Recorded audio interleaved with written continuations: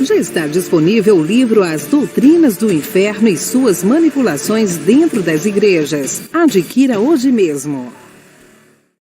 Olá, abençoados! Graça e paz, bem-vindos ao canal da Graça Pura. Você é sempre bem-vindo. Muito obrigado aí à família da fé. Pedir a você principalmente que já acompanha as nossas mensagens, que tem se interessado por nossas mensagens, que essas mensagens têm feito você pensar e pensar de forma independente, pensar de forma não dominado por uma denominação, dominado por um pastor, por um padre, mas pensando livremente. Você é capaz disso e você vai ver que a sua vida vai entrar em outro patamar. Então, se você já tem sentido isso acontecer na sua vida, se inscreva hoje mesmo no nosso canal. Quero te pedir, não vá embora e fique até o final, porque você vai se surpreendido.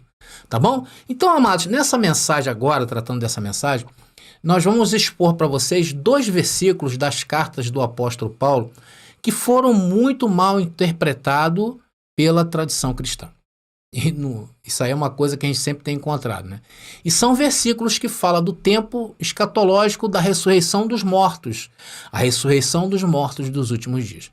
Então, o primeiro texto se encontra em 1 Coríntios, capítulo 15, primeira carta do apóstolo Paulo aos Coríntios, capítulo 15, versículo 51, onde Paulo escreve aos irmãos de Corinto em 55 depois de Cristo. E o segundo texto se encontra em 1 Tessalonicenses, capítulo 4, versículo 15, ou primeira carta de Paulo aos Tessalonicenses, capítulo 4, versículo 15, que foi mais luxuoso, né? Onde também Paulo escreve sobre a ressurreição. Agora, será que estes textos estão indicando um futuro indeterminado? Ou podemos dizer que todas as questões que envolvem a vinda de Cristo, a parousia de Cristo, veio para um período bem determinado, biblicamente falando? Bom, então é isso que nós vamos ver. É por isso que eu falo para você, vem para a graça que eu te explico.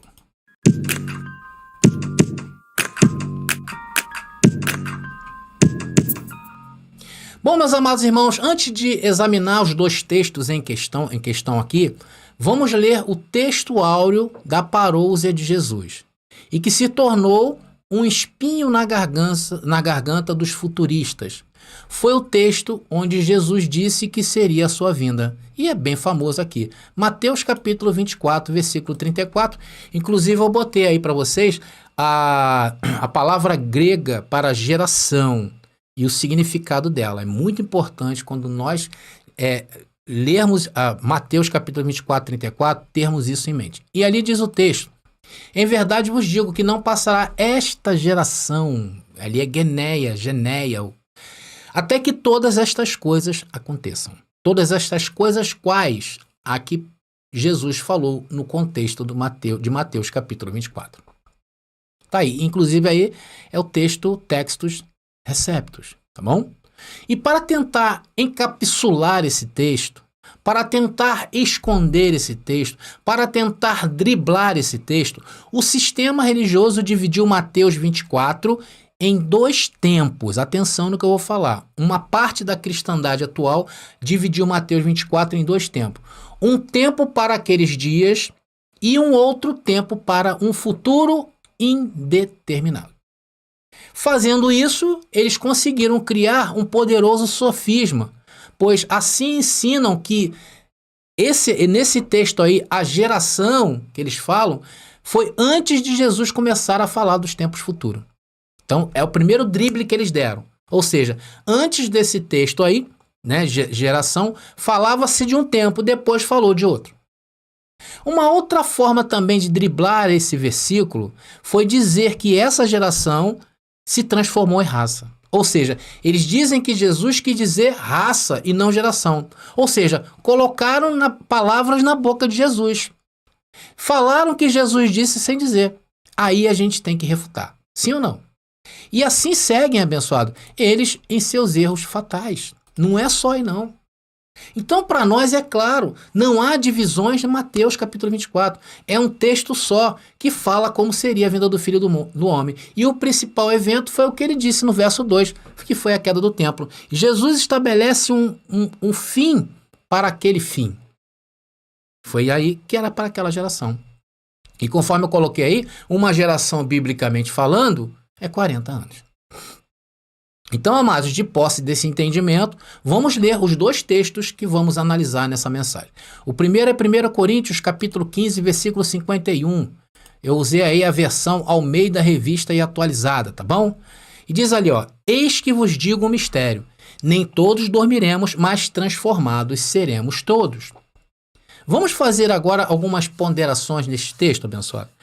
Bom, essa carta, conforme eu disse no começo, ela foi escrita ali provavelmente no ano 55 depois de Cristo. Portanto, é um texto contextualizado e essa palavra é difícil. Contemporizado a Mateus 24, 34. Pois se encontra viva aquela geração que Jesus falou que isso iria acontecer. Sim ou não? Agora, se a gente trazer isso para o futuro, já vamos sair do contexto de Mateus 24, 34. É por isso que Mateus 24, 34 é o texto áureo da parousia de Jesus.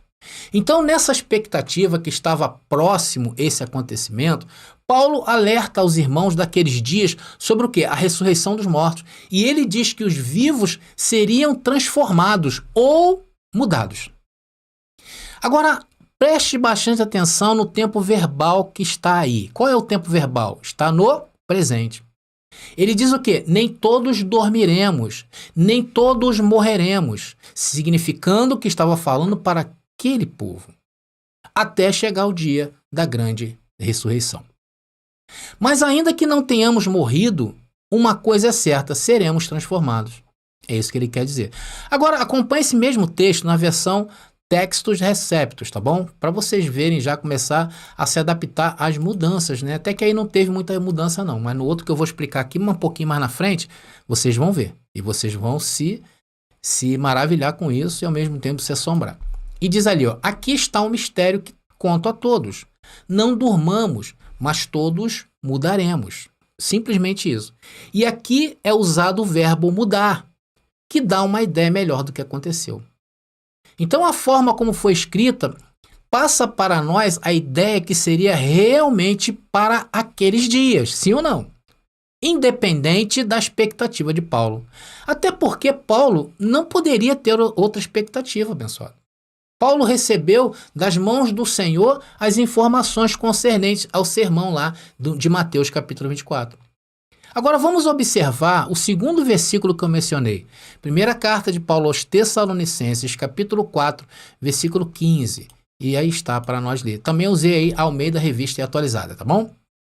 E diz, ora, ainda vos declaramos por palavra do Senhor, isto, nós, os vivos, os que ficarmos até a vinda do Senhor, de modo algum precederemos os que dormem ou os que morrem.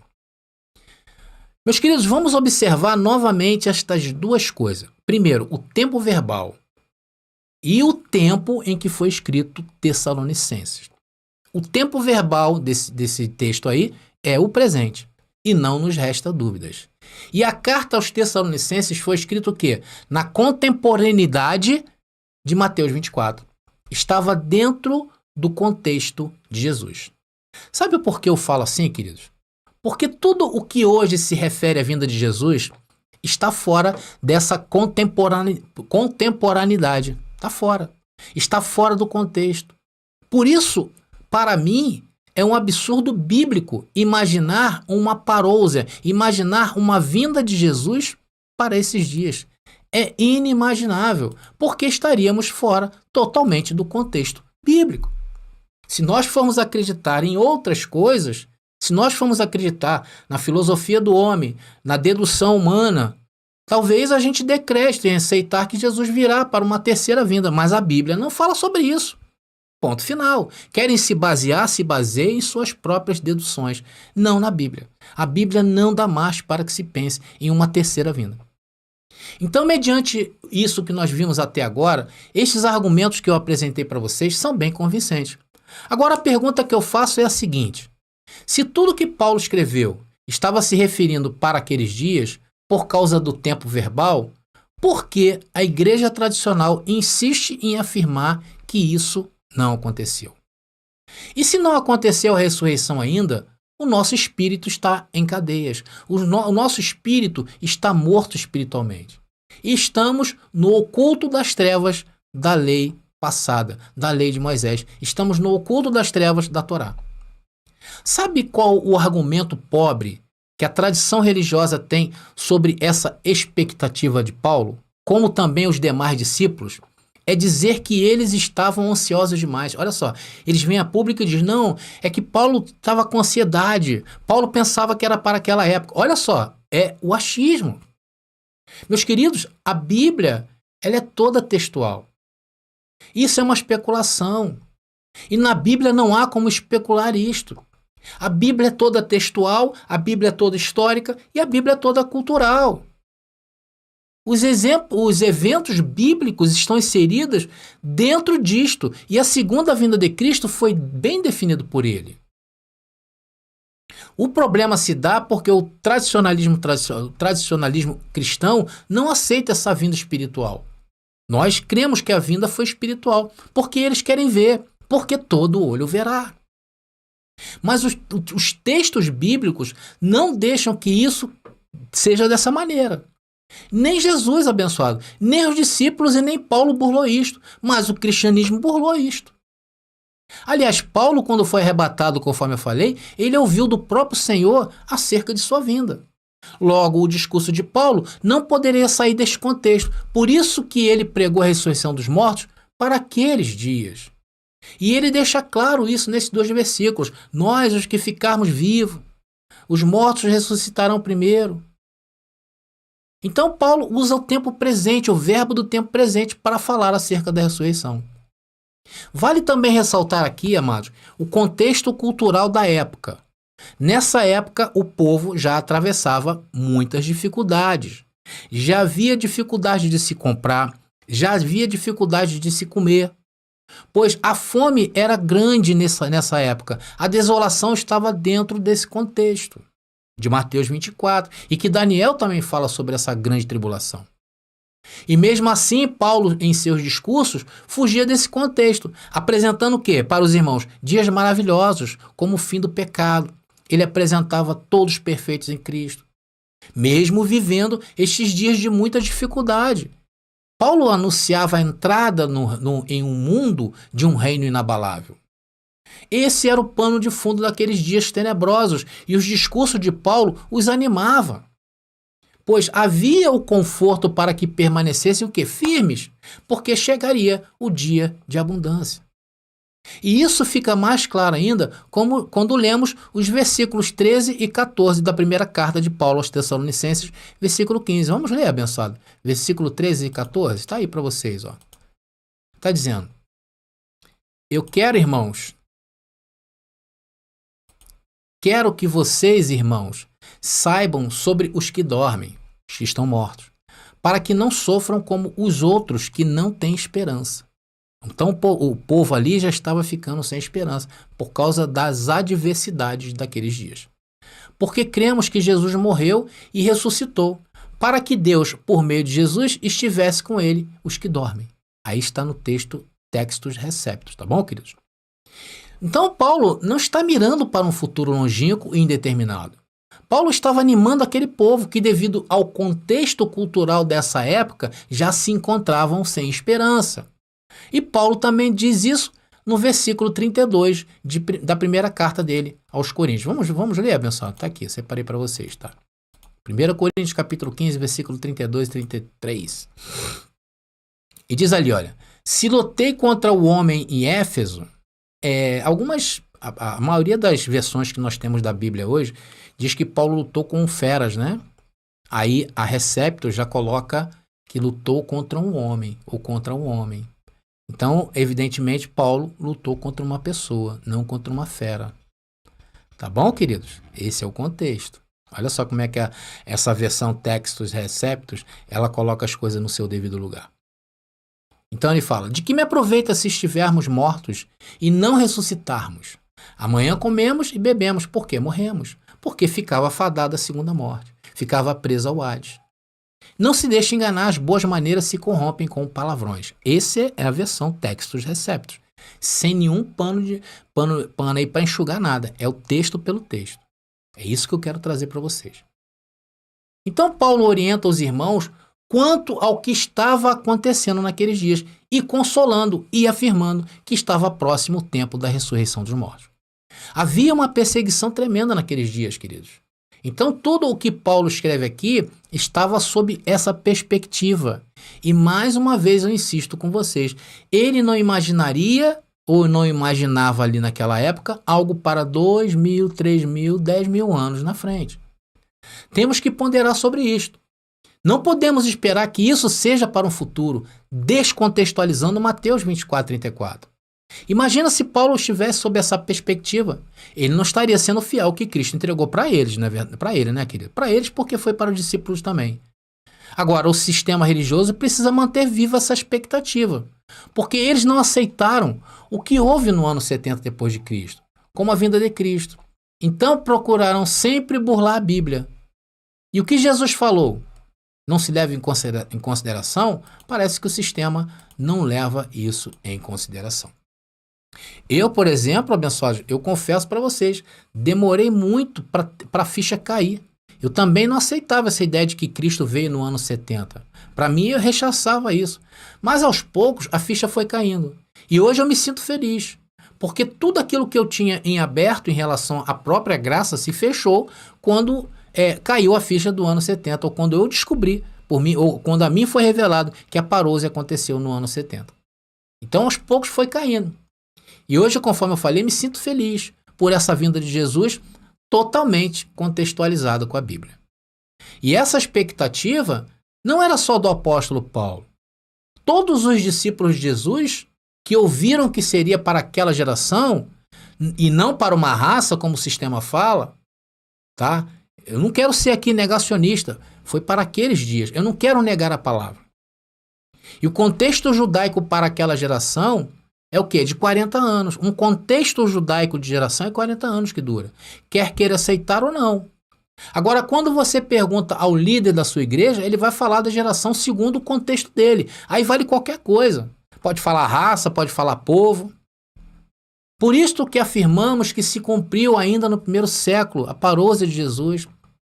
Vamos ver agora um texto, e aí eu quero que vocês prestem bastante atenção, é onde eu vou expor esses dois textos. Vamos ler em Tiago, tá? Capítulo 5, versículo 8. Vamos ler primeiro na versão da Almeida Revista e Atualizada. Depois nós vamos ler a versão Textos e Receptos. Vocês vão se surpreender, queridos. Vamos ver. Tiago 5, 8 na versão Almeida. E diz ali, ó: sede vós também pacientes e fortalecei o vosso coração, pois a vinda do Senhor está próxima. Então, o texto está claro. O texto está tratando da vinda de Jesus. Tiago está dizendo, olha, gente, calma. A vinda do Senhor está próxima. Vocês sabem que sempre que eu li esse versículo, quando eu estava no sistema religioso, aquilo que o pastor pregava não me descia a goela, queridos. Eu pensava assim, como isso é possível? Dizer que a vinda do Senhor está próxima se já se passaram 2.000 anos. E eu me perguntava, será que aquilo que Tiago escreveu demoraria tanto tempo assim? Eu ficava assim pensando nessas coisas, por isso que o entendimento não fechava. Agora não tem mais nenhuma dúvida. Isso aí se cumpriu no ano 70 depois de Cristo. Aí tudo passou a fazer sentido. Agora veja a versão do Novo Testamento, lá na versão Textos Receptos, para esse mesmo texto de Tiago, capítulo 5, versículo 8. Preste atenção, abençoados, vocês vão ver aí o que a gente está falando e batendo na tecla. Está aqui para você. Diz, você tem sido paciente e tem sustentado os nossos corações, porque a presença do Senhor chegou. Amados, eu não vou entrar em detalhes aí desse versículo. Porém, ele não diz nada sobre a vinda do Senhor. Sim ou não? Vocês estão enxergando alguma coisa aí? Eu vou colocar agora os dois juntos para que você tenha melhor essa ideia, essa dinâmica que eu estou tendo aqui. Tá aí os dois juntos. Primeiro, a versão Almeida, revista atualizada, e depois a Textos Receptos.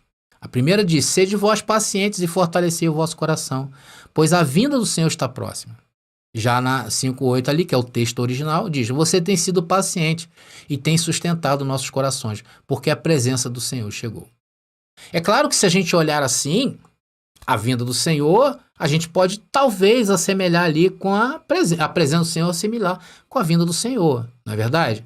Mas isso dentro de um contexto isolado. Agora, dentro de um contexto cristão atual, você não tem como olhar o versículo na versão Almeida Revista Atualizada e não colocar ela ou não assimilar ela com a vinda de Jesus. Sim ou não? Então, a cada dia que cresce, meus queridos, mais cresce a desconfiança que eu tenho em relação a essas versões que nós temos aí. Por que essa versão, queridos, deixou de ser usada pelo sistema religioso? Não é verdade? A gente faz essa pergunta. Então, mas a ideia aqui não é entrar nesse detalhe, tá bom? Só digo uma coisa para vocês. Aguardem, porque ainda vamos falar muito sobre isso, tá? O fato, queridos, né, no que nós estamos abordando até agora, o fato é que até a história está corroborando para a vinda de Jesus naqueles dias do primeiro século. Veja que tudo que Jesus falou acerca da sua vinda em Mateus 24 se cumpriu naquela geração. E nós procuramos eventos dentro da história que sejam compatíveis com Mateus capítulo 24, sem exceder os 40 anos de uma geração que Jesus falou. E aí encontramos a queda do templo no ano 70 depois de Cristo, o marco que Jesus falou que seria. Então a realidade é que o futurismo, o de falar que Jesus ainda vai vir, mergulhou o mundo de novo em camadas densas de trevas e de desconhecimento. É aquele ditado, né, abençoado? Parece que isso aí é muito importante para eles do sistema, né? Em terra de cego, quem tem olho é rei. Eu sei que hoje o mundo se debruça nos altares do cristianismo tradicional porque esse engodo da vinda do Senhor dilacerou a verdade que liberta. E tudo que se refere à vinda de Cristo vem geralmente desses lugares em tons de quê? De ameaça. E o povo, como não tem como se defender, não tem o escudo da fé, se submete a eles. E fazem de tudo o que o seu mestre mandar. Essa é a grande realidade. E ao aceitar o futurismo também, nos ficam várias perguntas sem resposta, não é verdade? Será que Paulo estava mentindo ou ele tinha realmente outra expectativa para um futuro distante? Mas se ele tinha essa perspectiva para um futuro lá para frente, por que ele não falou para aqueles irmãos que a ressurreição ainda seria para um futuro muito distante? Ele poderia usar palavras ali. E ao fazer isto, ele estaria desmentindo Jesus. Porque Jesus disse que seria para aquela genéia, para aquela geração. Quem estaria certo? Jesus ou Paulo? Da mesma maneira, Tiago, que ouviu a palavra genéia dita pela boca de Jesus, que a geração era de 40 anos, era para aqueles dias. Ele estaria agora em sua carta colocando um outro posicionamento? Será? Será que a igreja dos pastores e padres invencíveis é que estão certas ao consertar Mateus 24:34, dizendo que Jesus não quis dizer genéia, e sim uma raça? E uma raça ela perpetua. Será que passaremos o tempo todo nos desculpando por Jesus, por Tiago, por Paulo, por todos os discípulos, por ter dado expectativas erradas aos irmãos do primeiro, do segundo, terceiro, quarto século até os dias de hoje? Por que não devemos aceitar que isso tudo, a vinda do Senhor, já tenha se cumprido? Por quê? Só para não terem que vir a público, no caso do sistema religioso, e de pedir desculpas ao mundo e dizer que os irmãos que pregam a escatologia consumada estão certos. Seria melhor para eles admitirem isso do que eles ficarem driblando os textos bíblicos, do que continuar chamando todos esses homens, inclusive Jesus, de mentirosos. Seja mentiroso todo homem e Deus verdadeiro. Irmãos, a Bíblia diz o que diz e temos que lidar com ela no campo dela. Não podemos tirar as palavras de dentro, os textos de dentro dela e trazer para um filosófico ou um filósofo ou um pensamento, uma corrente de pensamento humana e querer impor a minha interpretação ao que ela é. É por isso que eu estou tendo cuidado em relação à tradução da Bíblia, Receptus. Amados, os versos bíblicos não podem ser interpretados no que eu acho melhor. E sim, é melhor eu me encaixar nela, ainda que o ponto de vista seja diferente. Ainda que aquela posição eu nem aceite, mas é a Bíblia pela Bíblia. Então, amados, o que na verdade esse movimento criou, esse movimento que está há 2.000 anos há 2.000 anos aí na Terra, é um exército de pervertidos do ensino bíblico. não são doutrinados no contexto bíblico. E nem podem. E não há argumentos para ele. São doutrinados pela doutrina dos homens. Como você hoje aceita entrar numa denominação qualquer e falar que o batismo é por aspersão? Aí você sai daquele lugar, vai para outro, já é por imersão. Como é que você me diz que as pessoas que não são casadas em uma denominação tomam a ceia e na outra não tomam? Como você diz que um costume te leva ao céu de não cortar o cabelo, deixar a perna ficar cabeluda, e na outra que está lá, que até frequenta as praias de nudismo, estão na salvação? Como é que você lida com essa disparidade? Como você lida com os textos bíblicos onde apontam para a vinda do Senhor no ano 70 depois de Cristo e ter que futurizar isso? Por isso que eles não aguentam o nosso discurso. Mas foi assim também na época de Jesus. Foi assim também na época dos discípulos. E foi assim ao longo da história. Porque aqueles que descobrem o que é esse sistema, meu irmão, sai fora disso. Não é verdade? Nós somos fruto disso. Então, abençoados, estamos chegando ao fim aí de mais uma mensagem. E vimos que todos os discípulos foram instruídos pelo próprio Jesus a consolar o povo daqueles dias, porque o acontecimento foi para aqueles dias, conforme Mateus capítulo 24, versículo 34. É para esta geração, e uma geração tem 40 anos. E por mais que isso seja negado pelo sistema, nós não vivemos na expectativa do sistema, ou seja, não nos preocupamos com o sistema. Na verdade, eles é que têm que se preocupar conosco. Porque o povo está vendo a coerência naquilo que estamos apresentando. E estão o quê? Abrindo seus olhos para aquilo que está acontecendo dentro desses lugares. Não precisa ir muito longe. Igrejas em que mantêm um pastor infiel em seu casamento, pastores com amantes, padres que fazem coisas que até Deus duvida, e as pessoas vão lá pedir bênção a essas pessoas. É isso que tem acontecido nesses lugares. As pessoas estão abrindo os olhos. Não precisa ser doutrinariamente, não. Mas à medida que elas se afastam desse ferrolho, elas ficam expostas a novas ideias. E é onde o Espírito de Deus trabalha, é na liberdade. Está entendendo, abençoado? Então nós cremos naquilo que Jesus falou, que foi para aqueles dias. Depois você leia Daniel capítulo 12, versículo 1 e 2, depois no versículo 7. E comprove, desde esses tempos, já se anunciava os tempos do fim daqueles dias de Jesus e a sua geração. Então, abençoados, mediante isto, eu me despeço de vocês e mais uma vez, obrigado a todos aí que se inscreveram no nosso canal, que têm acompanhado as nossas mensagens. E mais uma vez eu falo, se você quiser adquirir o nosso livro, A Doutrina do Inferno, entre em contato hoje mesmo, está aí nas descrições do vídeo o nosso meio de contato. Ok, abençoados, graça e paz e até a próxima mensagem. Por que eu devo conhecer a escatologia consumada? Primeiro, porque a escatologia consumada é uma das principais visões interpretativas do Apocalipse, e estudar essa abordagem pode ajudar a ter uma compreensão mais abrangente e aprofundada do livro. Segundo, muitos materiais sobre o Apocalipse se concentram em visões mais populares, como o futurismo, tornando mais difícil encontrar informações sobre a escatologia verdadeira. Ter uma apostila específica sobre esse tema preenche essa lacuna. Terceiro, estudar a escatologia consumada ajuda a entender melhor como as profecias do Antigo Testamento se cumpriram em Jesus Cristo e na história da Igreja primitiva. Quarto, a escatologia consumada enfatiza a soberania e o senhorio de Cristo, o que pode ajudar a fortalecer a fé e a confiança em Deus diante das incertezas e dificuldades do mundo atual. Se você é um estudioso da Bíblia ou simplesmente tem interesse no Apocalipse, a aquisição de uma apostila sobre a escatologia consumada oferece uma nova perspectiva sobre um livro que é frequentemente mal interpretado ou mal compreendido.